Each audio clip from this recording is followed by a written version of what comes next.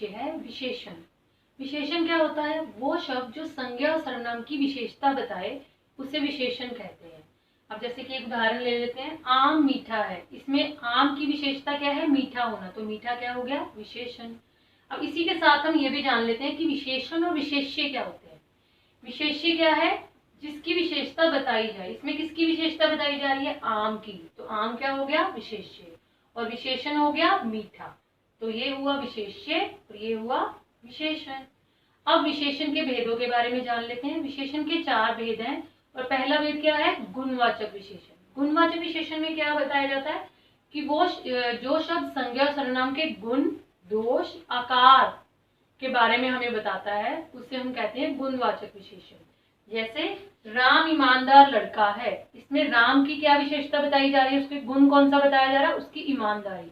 इसी तरह वो बेईमान लड़का है, तो बेईमानी क्या है? उसका दोष हो गया। या कोई चीज बहुत बड़ी है या हाथी बहुत विशाल है, ये सारी ही चीजें गुणवाचक विशेषण में आते हैं, इस तरह के वाक्य। और नंबर 2 पे है परिमाणवाचक विशेषण।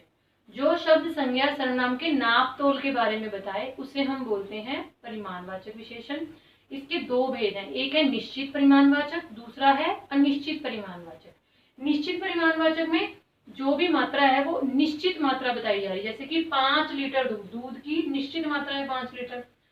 और अनिश्चित परिमाण में कोई एग्जैक्ट या कोई निश्चित रूप से हमें नहीं बताया जाता कि वो चीज की जो क्वांटिटी या मात्रा है वो कितनी है। जैसे इसमें कहा गया थोड़ा सा तेल, तो तेल कितना एग्जैक्टली वो नहीं बताया गया। थोड़ा सा तेल से ज्यादा भी हो सकता है, कम भी हो सकता है, कितना है इसके बारे में अनुमान नहीं लगाया जा सकता, तो उसे हम कहेंगे अनिश्चित परिमाणवाचक। नंबर 3 पे है संख्यावाचक विशेषण। जो शब्द संज्ञा और सर्वनाम की संख्या के बारे में हमें बताते हैं उन्हें हम बोलते हैं संख्यावाचक विशेषण। इसके भी 2 भेद हैं, एक निश्चित संख्यावाचक, दूसरा है अनिश्चित संख्यावाचक। जो हमें संज्ञा सर्वनाम की निश्चित संख्या के बारे में बताए, जैसे कि 10 कलश। कलश एक संज्ञा शब्द है ना, इस कितने हैं कलश? 10 है संख्या में, तो एक निश्चित संख्या के बारे में बात हो रही है, तो हम उसे कहेंगे निश्चित संख्यावाचक।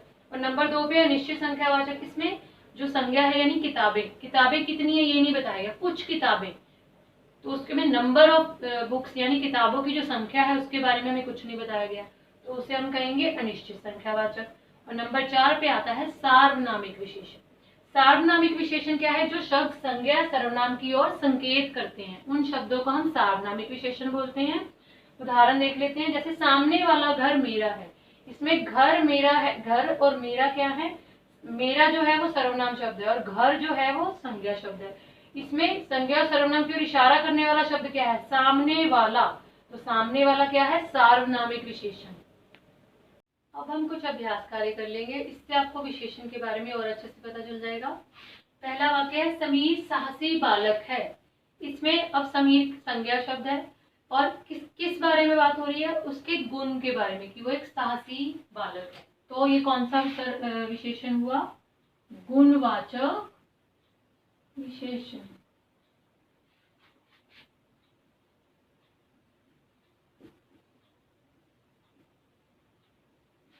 कक्षा में कुछ लड़के बैठे हैं। इसमें कुछ से क्या पता चल रहा है हमें?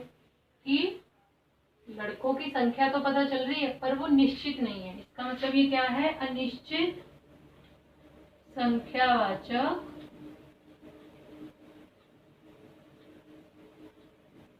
विशेषण। मेरे घर में रोज 2 लीटर दूध आता है। इसमें दूध की नाप के बारे में बताया जा रहा है और निश्चित नाप के बारे में बताया जा रहा है, तो ये है निश्चित परिमाणवाचक।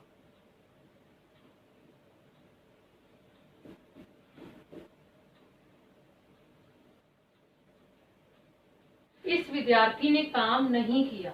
इसमें विद्यार्थी है जो संज्ञा शब्द है, इसकी ओर इशारा हो रहा है, मतलब जो संज्ञा सर्वनाम शब्द की ओर इशारा करते हैं शब्द, उन्हें हम बोलते हैं सार्वनामिक या संकेतवाचक विशेषण। तो ये है सार्वनामिक विशेषण, जिसमें संज्ञा सर्वनाम शब्दों की ओर जो एक कोई शब्द है तो संज्ञा सर्वनाम की ओर संकेत करते हैं, तो वो सार्वनामिक विशेषण या संकेतवाचक विशेषण कहलाते हैं।